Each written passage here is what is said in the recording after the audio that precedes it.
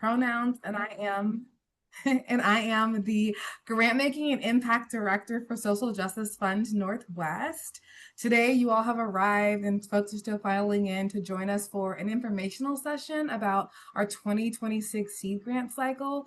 But before we move forward, I have a couple team members on here who I just want to introduce you to really quickly before we dive into the information. So I'll toss it to Deja first. Hi, y'all. I'm Deja. I use they and she pronouns, and I'm the grant making and database coordinator. I will be off camera, but very active in the chat. And I'll pass it to Moose.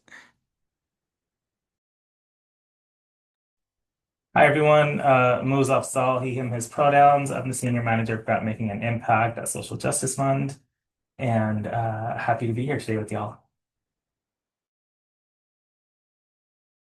Next slide. You want me to keep going, Moose, or you want to do it? I feel like we've already covered this, but I can do it one more time. Welcome y'all. Hopefully you're here for the seed grant information session from SJF. If you're not here from that, you're about to learn a lot about our seed grants and will hopefully apply if you're eligible. If you haven't already, please share your name, pronouns, and your organization in the chat. You can also let us know how you heard about this info session in the chat as well. Quick agenda of what we're going to go over today. We'll give a wider social justice fund introduction as well as our grant making information. I'll give an overview and context of the seed grant, including background information, our community organizing framework. We'll go over what the application looks like, how you can access our online portal. We'll go over the timeline, share some important links with y'all, and then there's time at the end for you all to ask questions, voice your concerns, comments, any of that. And at that time, we will stop recording. And just a reminder, we are recording. So if you'd like to be off camera, if you need to change your Zoom name, please go ahead and do that. We plan on sharing this, both this PowerPoint and the recording with you all in an email afterwards, and also sending it out to the wider community. So it will be publicly available. Now I'll hand it back to Andriana.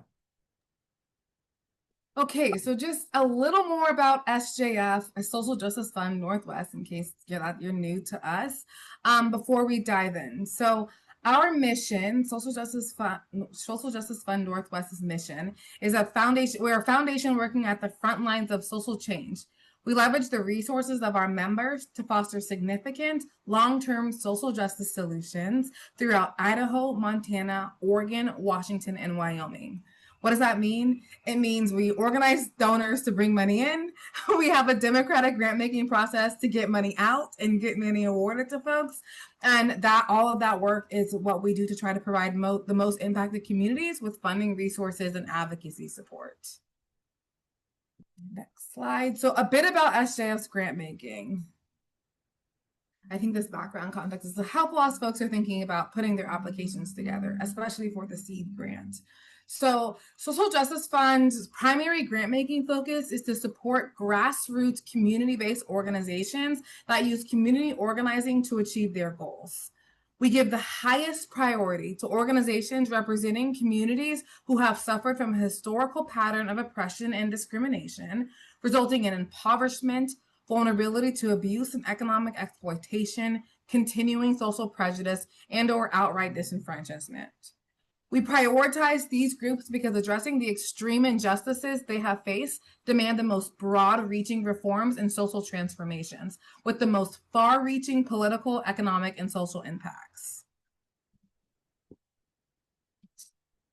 Key elements of our grant making. So our grants span a wide variety of issues and invest in some of the most under-resourced and innovative organizations making effective social change. Our members, our donors, our community recognize that community organizing takes time and that the benefits of funding this strategy outweigh the risk. So with that, all of that said, the below is true for how we do our grant making and how, just true about our resources if folks get them. First and foremost, our funding decisions are made through a democratic process by volunteer grant makers facilitated by our SJF grant making team. So this year, folks who are sitting on the seed grant panel are folks some of them who received their first seed grant last year from us. So it's made up of folks who are doing the work and have experience in it. Our grant makers, as I said, are selected based on a diversity of factors like their activism, community involvement, and lived professional and volunteer experience they have in the issue of a specific grant cycle. Additionally, the majority of our grants are for general operating funds, which provides the grantees with the greatest degree of flexibility and self-determination. We focus funding on particular issue areas that our members and grantees tell us are the highest priorities for them. Special consideration is given to groups led by Black, Indigenous, or communities of color. This reflects our commitment to combat racism by building political power in communities of color.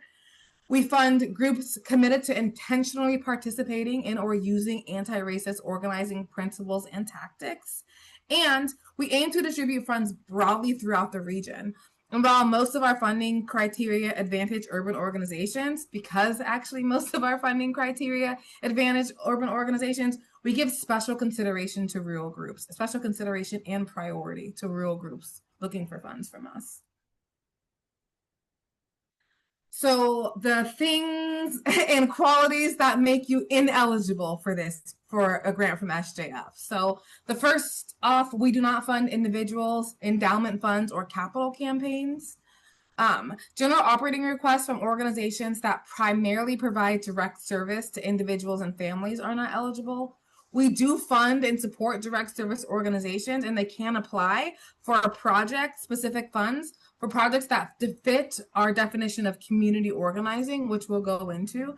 So what that means is if you just do direct service, you're likely not to be funded by us. But if you're a direct service organization that's doing community organizing work or has a project for community organizing, you would be a good fit for our resourcing.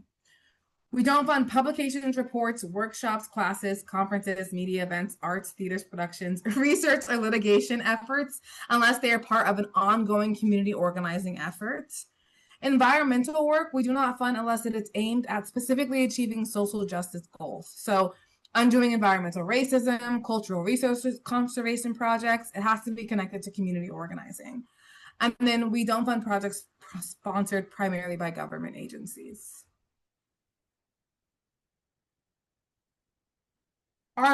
Throughout this presentation, and even already you've heard me mention our community organizing framework. So all of SJF's grants are evaluated for the following characteristics, and these characteristics make up what we consider our community organizing framework. So the first is that it's led by the people most directly affected by the issues the organization is working on. The second is that it continually builds leadership from within its own membership base or communities. So we want to know if you're working with or organizing a specific group of people, how do they influence or get to have leadership in the work that is happening, in the organizing work that's happening? We believe that the community organizing framework also includes that the work works to understand and address root causes of issues and not just the symptoms. We bring people together to build power they wouldn't have individually. So thinking about what actions, campaigns, what opportunities are you bringing people together to really build power? Use that power to create systemic change, which includes altering unjust power relations. We know oftentimes folks are making attempts to impact systems and they don't always have wins, but we want to know that you are working towards, and your organizing work is geared towards trying to impact a system, trying to change a system.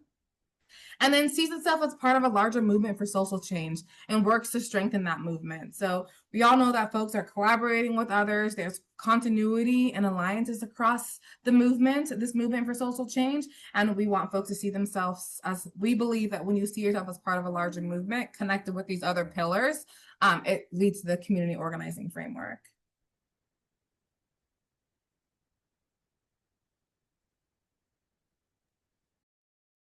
Thank you, Adriana. I'll be sharing a little more information that's specific to the SEED grant, as well as how you can access the application and apply, and we'll go through the application questions so that you can complete that application. Firstly, the SEED grants are one-time grants of $5,000. We give priority consideration to BIPOC-led organizations or organizations conducting most of their work within reservation communities and or rural small towns. Again, that's priority considerations. Even if you don't meet this priority consideration, you should still apply and you're still eligible to receive the funding. So don't let that, be a barrier to you applying. We can fund organizations with 501(c)(3) or 501(c)(4) status as determined by the IRS. We can also fund organizations that are fiscally sponsored by a C3 or C4. And folks that don't have a fiscal sponsor at this time but would like to apply can apply. We just ask that you confirm a fiscal sponsor if you're awarded a grant. We won't be able to sign a grant agreement and release your funds until you've confirmed the fiscal sponsor. Quick description of the seed grant. Seed grants provide small, unrestricted funds for new groups developing their community organizing work, but who do not yet meet all of SJF's community organizing framework criteria. So those 6 characteristics that Andriana shared earlier. Therefore, these folks would not be eligible for our regular grants, but if your organization is less than 3 years old, so founded in 2023 or after, has never been funded by SJF and is currently either doing or planning on doing community organizing work, then you are eligible to apply. What we ask is, even if you're not meeting these 6 community organizing characteristics, how do you plan on meeting them in the future? If you can answer that question, you are eligible to apply for this funding. And so just reviewing that eligibility one more time, to receive the seed grant, you must never have been funded by SJF before. This must be your first grant that you're receiving from us. You are a new or emerging organization. We define that as 3 years or younger. So basically, if you're founded in 2023, 2024, 2025, or sometime in 2026, and then you can demonstrate that you are using a community organizing approach or actively building towards community organizing as defined by our community organizing framework. I'm going to pause there to see if there are any questions or concerns so far. I'm about to get into the application, so it's going to be just a dump of information, like a truck full. All right, I will continue. And if you have questions, please I'll add them to the chat as well. Cool. So the application questions, we have 3 sections to the application: the org info, the attachments, and the narrative. So the first part is going to be the org info. This is just us collecting some basic information about your organization. It includes your current and last year's budget. We only need an operating budget number. We do not need you to upload a full budget or actuals or that sort of thing.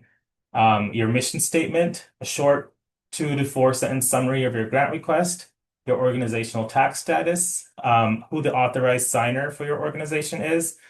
This helps us, having this information helps us streamline things. If you are awarded funding and we need to send out a grant agreement, we know exactly who to send it to for signature instead of having to go through multiple people and wasting time. We want to get that signed and get your funding to you as quickly as possible. That's why we ask for this information up front. If you're a fiscal sponsored organization, then we'll need your fiscal sponsors information. And then we have 2 communications related questions. 1, do you authorize SJF to use your organization's information in our external communications? This can include things like our annual report, social media, newsletters, public presentations. And you can select yes or no, and that will have no impact on whether you're selected for funding or not. It's just your confidentiality, whether you'd like us to protect that or not. The second one is, do you consent to be added to our email list, which is we send out newsletters through Constant Contact. And if you select yes, then we'll add you to that list. A lot of our grantee stories, new grant announcements, info session recordings, blog posts, a lot of that is shared through that newsletter. Again, you're answering yes or no to these last 2 questions do not impact your eligibility at all to receive this funding. Into the narrative questions, there's 9 total. I will read through them. I apologize. It's very word heavy. Number 1, to provide some context to your current work, please briefly give an overview of your organization's history and significant milestones, accomplishments, developments that are key to understanding the work. Number 2, please tell us what issues your organization addresses and who in your membership base or community is most directly impacted by them. This is going to be also where you're going to upload your first attachment, which is a diversity chart, and I'll give you all more info about that in a couple slides. And you'll see as I read through these that these questions are connected to those 6 community organizing frameworks that we shared earlier. Third question, I need to drink some water. Sorry, folks. No worries, I got you. How are the communities most impacted involved in your organization? Members, leadership bodies, board, staff. If the communities most impacted are not currently involved, please explain how you are working towards involvement in leadership. Number 4, How is your organization addressing the root cause of the issue? If you are not currently addressing the root cause, please explain how you plan on addressing them. Cool. Thank you so much for jumping in, Andriana. And just a quick announcement related to the narrative questions. You are allowed 2,000 characters per question in your answer, and those characters do include spaces. Just so y'all are aware, in case you're like drafting it out in a Word document or something, if you need to do your word count check, it's 2,000 characters per answer. Question number 5, please outline how your organization brings or is planning to bring people together to build power for collective action. Number 6, how does your organization or project combat racism and white supremacy? Number 7, are you partnering or collaborating with other groups? If so, please tell us which groups you are collaborating with and how these relationships are helping your group establish itself. Number 8, while we know it can be difficult to predict your work, please give us an idea of your goals, specific activities, and strategies for your work over the next year. And last but not least, this is an optional one. Is there anything else you would like the grant committee to know about your organization or the work you hold? If you have other information you want to share with the grant committee and you're not sure it doesn't exactly answer one of these 8 questions, put it in question 9. If there's stories from people that you've worked with, put it here in question 9. This is a great place for all that additional information. And again, it's 2,000 characters per answer. The first attachment, like I shared earlier, is the diversity chart. This chart shows the grant evaluators and SGF staff, which identities are represented in the organization. The organization should list out board and staff. There are also places to list out volunteers and members. Organizations have the opportunity to share demographic information like race, gender, age, categories. This is what we use to basically identify if you're led by the folks that you said are most impacted. Now, if this was a regular SGF grant, we would look for 51% or more. This is the only SGF grant where even if you're not currently led by the community that you've identified as being most impacted, if it's less than 51% for your organization, you can still receive this grant if you've made a case in the narrative for how you plan on building to 51% or more of impacted community members being represented within your organization. And then you can also, at the bottom in section 4, you can also include other identity categories, things like immigrants, criminal justice impacted, farm workers. So whoever that community is that you've identified as being most impacted by an issue area, this is a great place to write in those demographics and share the numbers. If you are a fiscally sponsored org, you may not have a formal board of directors. You may have an executive committee, some sort of operating committee. Those can be your board members. It doesn't have to be the official board. We fund groups of people. We don't fund individuals. And so as long as you're a group of people and you can identify whoever the decision-making body is or governing body is for your organization, I got you, Justin. That would be counted amongst your board members. And staff, again, that could be paid staff or unpaid staff. If you have volunteers that are doing programmatic work or operational work for your organization, you can include them in the staff category. The active volunteers and members section are optional. If you have that information and you'd like to share it with us, you're welcome to do that, but it's not mandatory. Actually, how do I go back? Okay. I'm gonna pull this up. Hopefully y'all can see. Can y'all still see my screen? We can. You can. Okay. This is what the diversity chart looks like. It says 2025, but we'll update the date. It's for this year as well. Okay, I should have had this open. It's being slow. There we go. This is where the current diversity chart looks like. So there's instructions. We still see the website, the SJF website. Oh, you do? Okay, hold on. Let me reshare this. Hi, folks.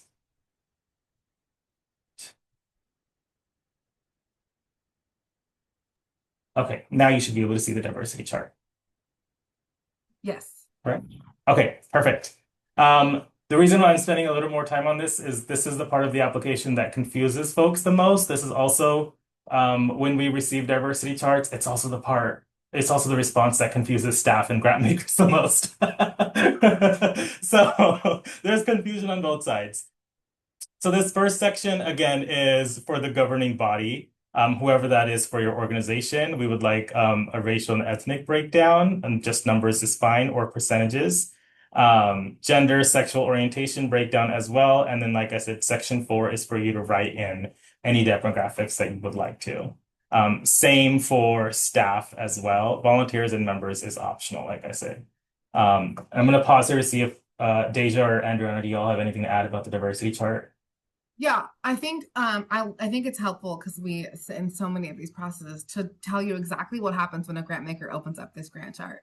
The first thing they do is they look to see if the demographics categories by race has been filled in and if the amount of people you filled it in for matches the total numbers. Questions we get: what if we have people who are biracial? What if we have people who are more than one race? Y'all decide. You can. There's an opportunity to make them multicultural if that's what you want. If they identify as Black or another race in their multicultural, please feel free to select them in that way. The way that we look at it, it's one person per count is how we try to look at it. And we assume that your race demographics total numbers will add up into that top box that moves was just has his cursor over.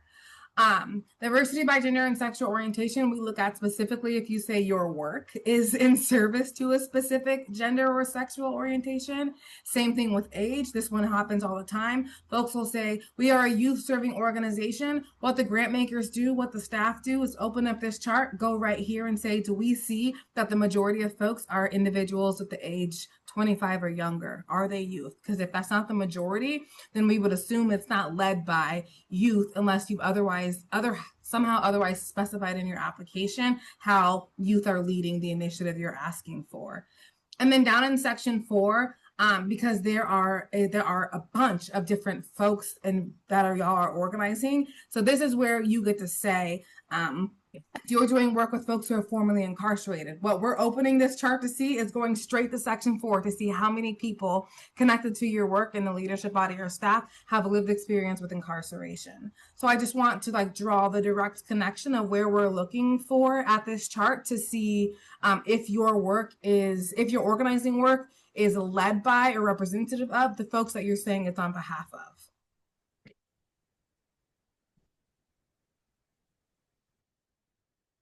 Thank you, Andriana. And then just a reminder that even if you're not at 51% or more of representing the community that you've identified as being most impacted, in your narrative, if you can speak to how you're getting there, that you'll still qualify for this grant. And this is the only grant at SJF where we allow that. Let me pull up the presentation again.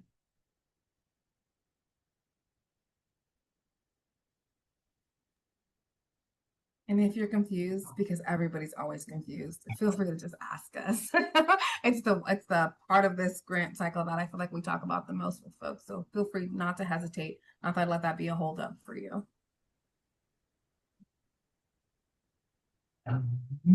Any questions in the chat? Just checking in, Deja. No, we're doing great. Cool, thank you. The second attachment is your fiscal letter. And so this is basically the letter from the IRS if you're a C3 or C4 organization confirming that you have the status as determined by the IRS. If you're fiscally sponsored, this is where you can upload your fiscal sponsorship agreement. Again, we'll need your fiscal sponsor's EIN number in order to send the funds over if you're awarded a grant. So please include that information as well. Orgs without a fiscal sponsor can apply for funding, but must be in the process of securing a fiscal sponsor. Grant funds will not be distributed until SJF receives a signed fiscal sponsorship agreement. Okay, thank you, Ariana. Cool. We use Foundit as our grant portal. This is where all of our open grants are listed. This is where you can log in and apply for a grant. And once you log in and apply for the grant, you'll see those exact application questions that I shared earlier. Deja has just shared the link for Foundit. Please save this link. We're also going to send it out in the email afterwards. But just so you know, if you go to Foundit, like if you just search Foundit in Google and try to log in, it will not work. Each organization that uses this grant portal has their individual login link. And so the one that has just been shared in the link in the chat is the one for SJF. When you open it up, you should see a page that looks like this. It should have the SJF logo on it. If it does not, then you're in the wrong place, and please contact the grants team so that we can send you the correct link. If you already have a Foundant login with SJF, you can just enter your email and password and log in. If you know that your organization at some point created a login and you don't have that information, you've lost it or staff has turned over, again, you don't need to create a new account. You can just contact the grant making team and we can update your login information for you. If you know that your organization does not have an account, you'll just want to click create new account, enter some basic information like contact, your organizational address, your organization's name, their fiscal status. It's about 10 questions. And then you'll be able to create an account and it's free. It will not cost you anything. Cool. And then just some quick information about our decision making. When our grant makers, our community grant makers are reading grants, they're scoring them in Foundant as well. And that generates a percentage of 100 to 0% for your organization and your application. Your percentage and your score does not determine whether you receive a grant or not. We use a democratic decision-making process. So after all grants have been submitted and scored and read by the grant makers, they actually sit down in a meeting that can be anywhere from 3 to 6 or even more hours, and they will individually talk about each application and make funding decisions about whether they want to fund a grant or not. How well does it meet the community organizing framework? How well does it meet those criteria, the priority criteria? We talk about all sorts of different things before we make a decision, and then the grant makers vote and we make a decision by consensus. And so your score that's generated for your application and Foundant is just like the beginning of the conversation. It will not determine, it is not the final determination of whether you receive that grant or not. Andrea or Deja, anything to add on this piece? Cool, thank you. That's how you can apply for the grant. That's as much information as I can give you at this moment about the seed grant until you all ask questions. And now I'm going to hand it over to Andrea again. So just an update about our grant timeline. The application opened on January 5th. The application deadline is March 19th. Our staff will pre-screen applications between March and April. The application evaluation and scoring where the grant makers dig in will happen between April and May. The grant decisions will happen in early June, and then they will make the award announcement by the end of June. This recording will be sent out to everybody who registered after tomorrow morning, and we also put the recordings on YouTube.